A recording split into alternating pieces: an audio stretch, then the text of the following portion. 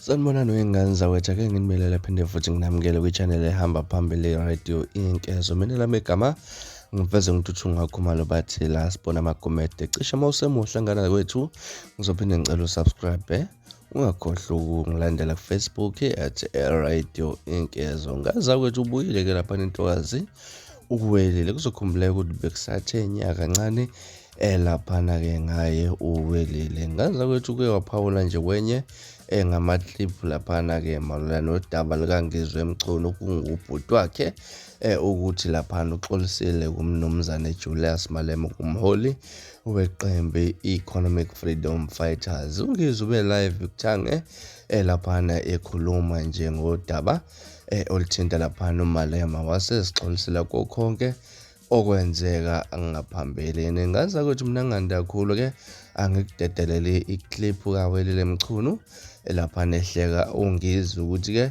uhambe wazehlisa waxolisa Malema.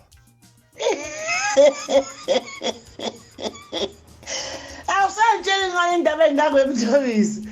Usexolisa kuMalema ubhuti.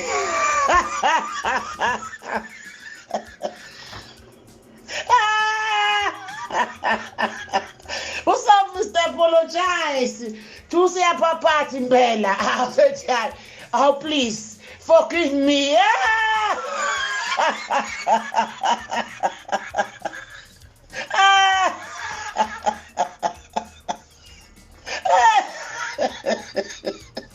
Wathi nje sengibhubhile.